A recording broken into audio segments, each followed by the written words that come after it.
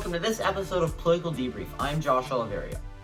In this episode, I want to talk about municipal politics because most Canadians think about their federal and provincial levels of government. Many people don't think about the municipal level.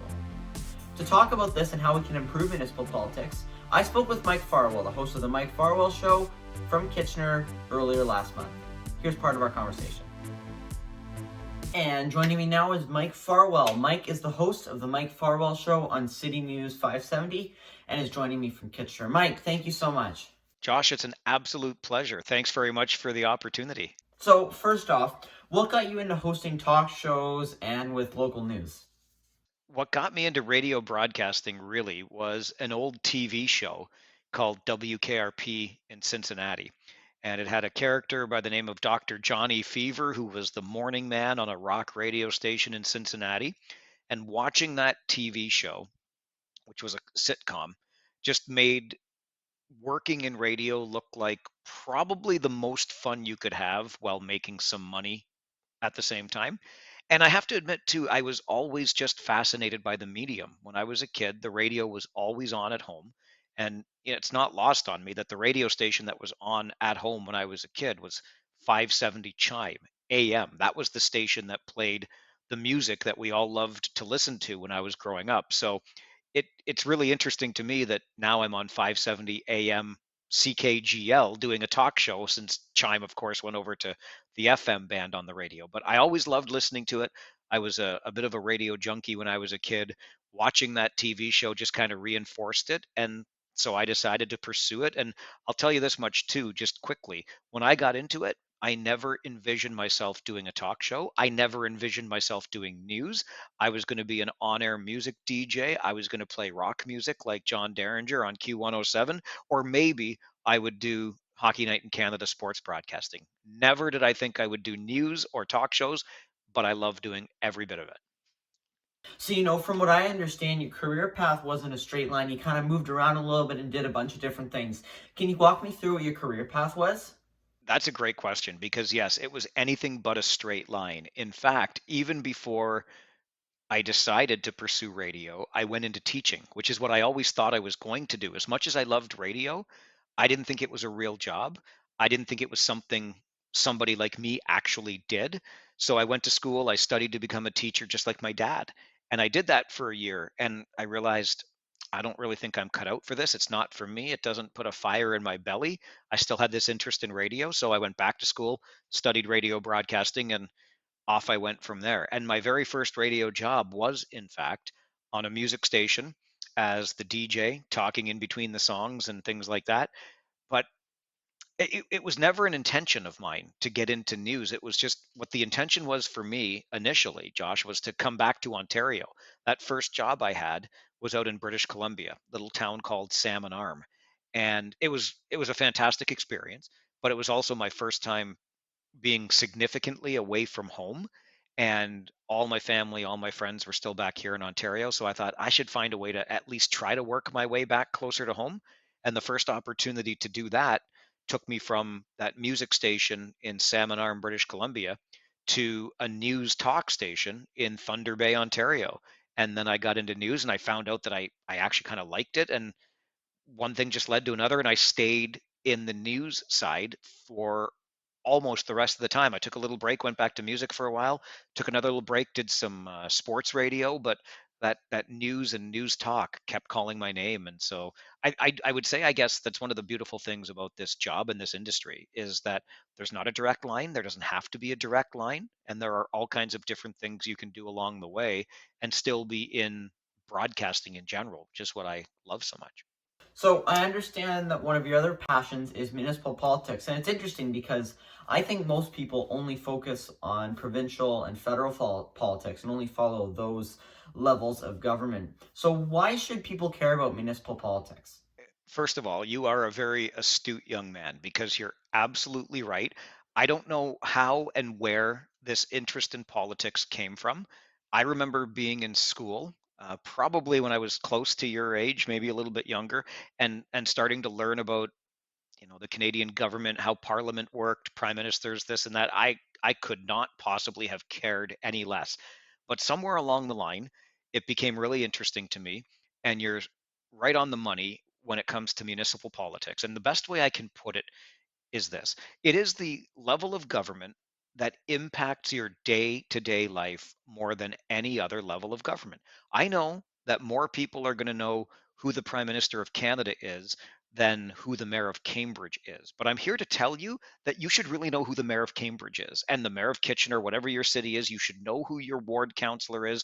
You should know who our regional chair is. And I want to emphasize, should. You really should know this. I don't like to tell people what to do or how to do it, but you really should know these things in your life, because when your snow isn't being cleared from your road, when your garbage isn't getting picked up from the curbside, when anything happens in your neighborhood, those are the people that we need to be calling to get support, to figure out how to do something. If we want to have a street party and close down the street to traffic so we can have a good time with our neighbors, you need to get some help from City Hall. And so it's the municipal government that has the greatest impact on your day-to-day life.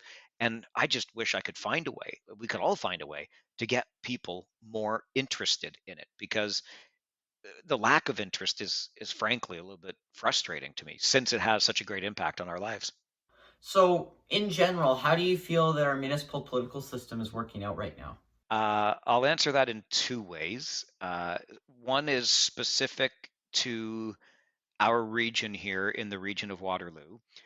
I personally don't think our municipal political structure works well at all, because we have two tiers of municipal government.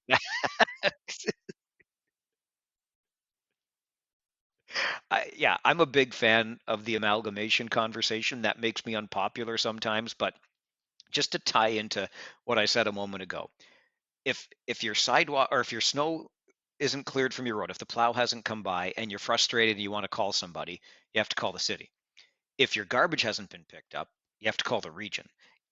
It's just, and that's just one of the most basic ways I can explain it. And the confusion for most people don't even know who their local representative is anyway. But to tell them they have a different representative for garbage collection than they do for snow clearing, it just defies imagination to me. So here in the region, I think it's a little bit confusing, and frankly, I think it's a little bit bloated. I think there are too many uh, locally elected politicians to do the jobs. I think we could do it with less, and maybe I'd have the conversation then about making them full-time jobs instead of part-time jobs. But I'll just leave that there, specific to our region.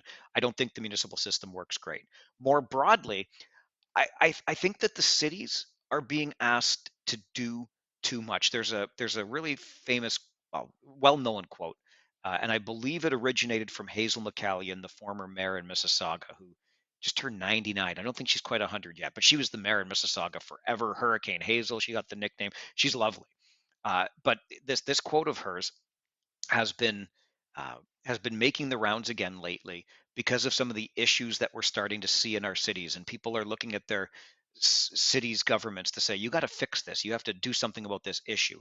But the quote that's been circulating around again lately is, the federal government gets all the money, the provincial government makes all the laws, and the cities have all the problems, something like that. The feds have all the money, the provinces have all the laws, and the cities have all the problems. And so if you think about the tax dollars that get collected from us, our income tax, uh, how does it work? 47 cents of every dollar goes to the federal government, 44 cents of every dollar goes to the provincial government, and then only 9 cents for every dollar is left over for the cities to get.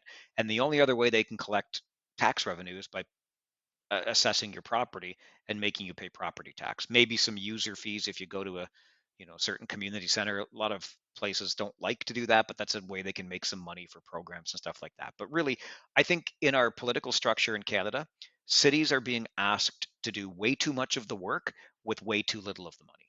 So, please correct me if I'm wrong, but is Waterloo Region the only region in Ontario to use the regional government and city level government system?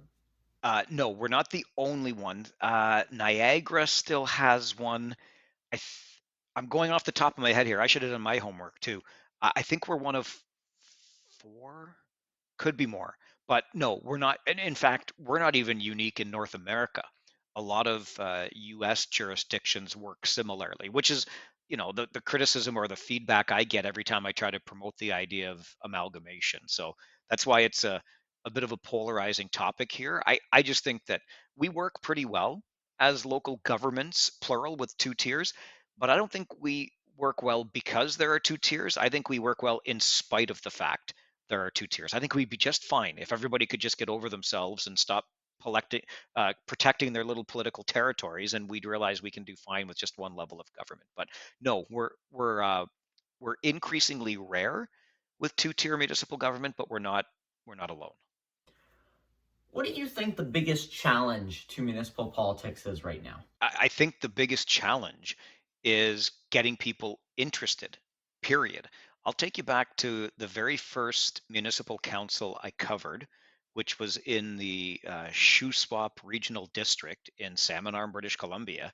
And the meeting was about whether or not they should put a three-way stop sign at this corner in the town of Salmon Arm.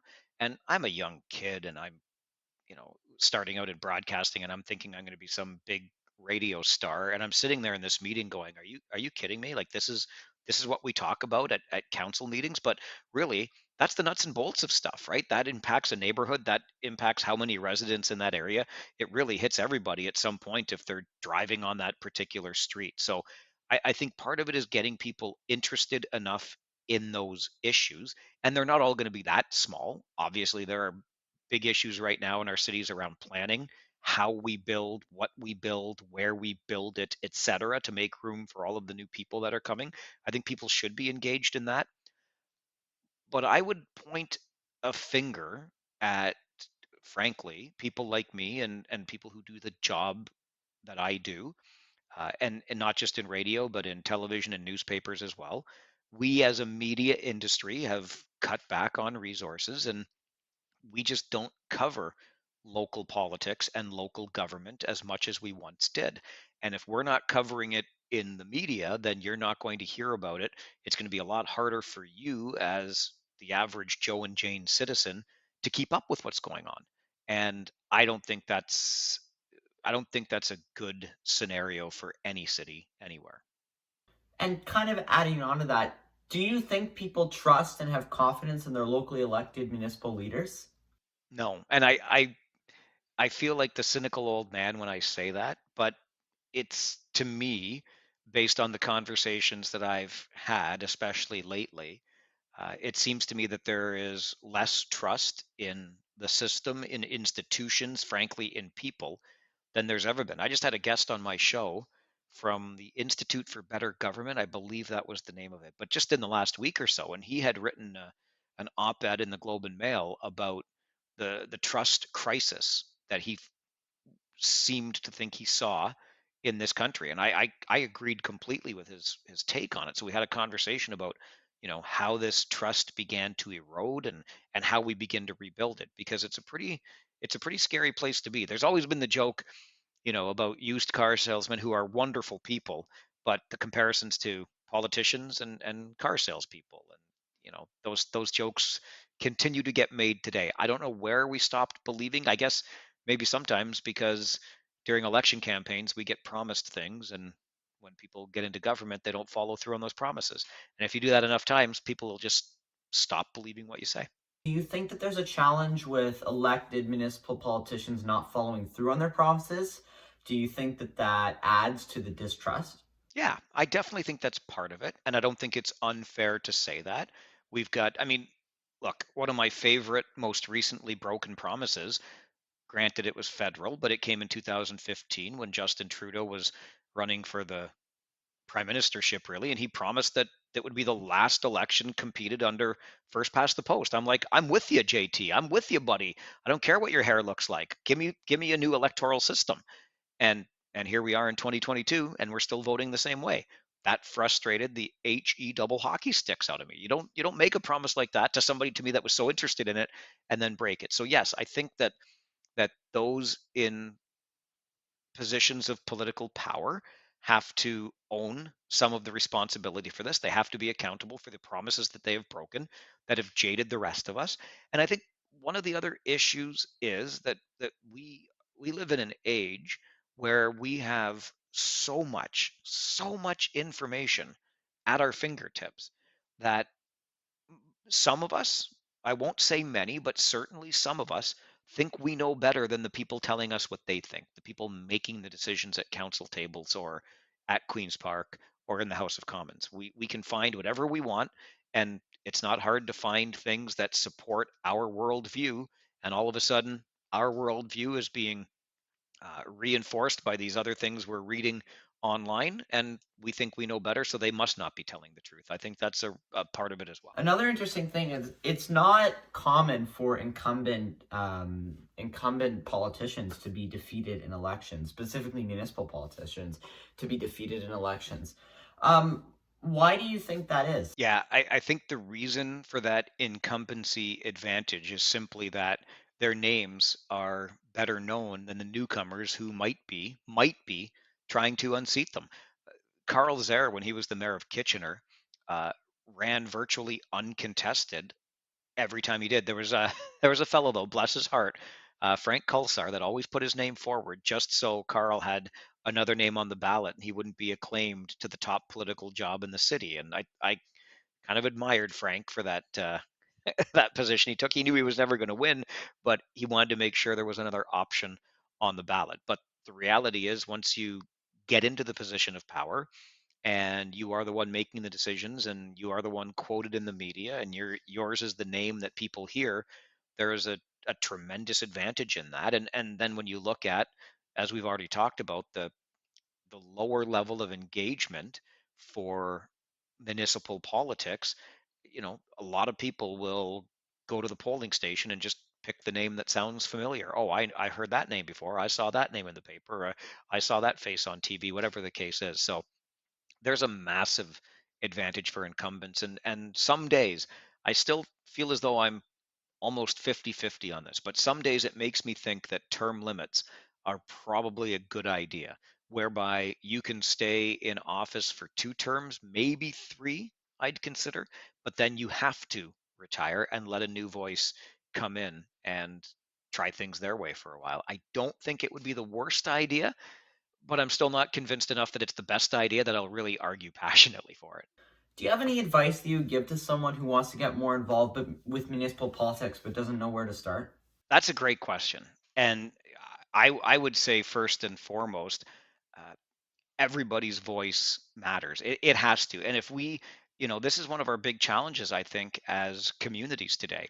If we are excluding some voices, if we have people living in our community that don't feel their voice matters, and I mean that insofar as even marking a ballot, that's the first time and the first manner in which you share your voice, you have your voice heard.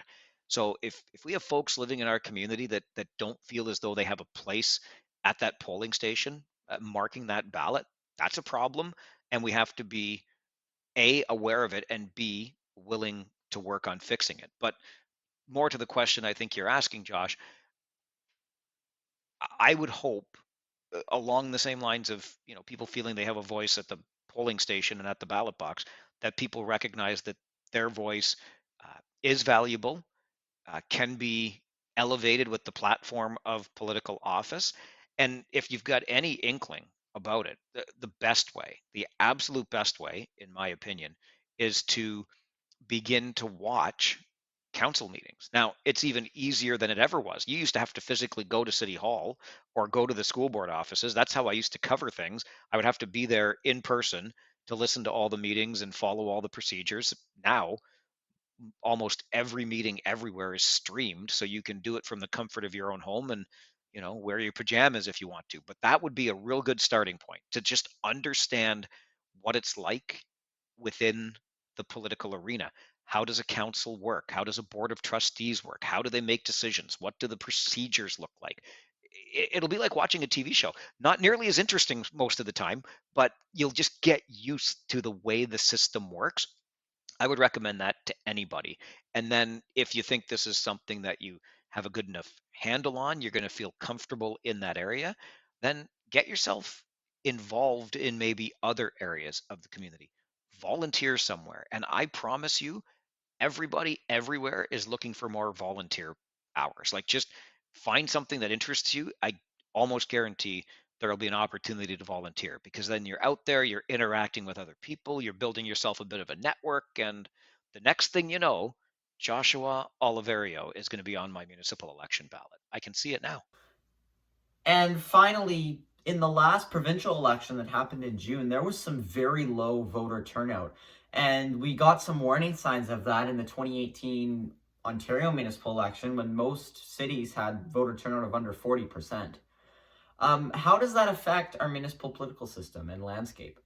Yeah, that's another really good question. In fact, if you shameless plug here, read my columns online with the Waterloo Chronicle. I just wrote about that very issue for the next post that'll come out sometime this week. But it concerns me, Josh. It really does that we are so disengaged in the political process. I don't think that serves our democracy well at all. And much like I said earlier, we have to acknowledge that it's a problem and then figure out a way to address it. And I there are probably four or five, maybe even more parts to the problem. One of them being, in my opinion, that political parties, if we look provincially and federally for sure, have figured out how to run campaigns. They strategize so well that they know exactly where the votes are that they need to get to win government, and that's what they focus on. They just know if we get this area of the province or country, this area, that area, and one more, like we've got it all, we've got enough to form government.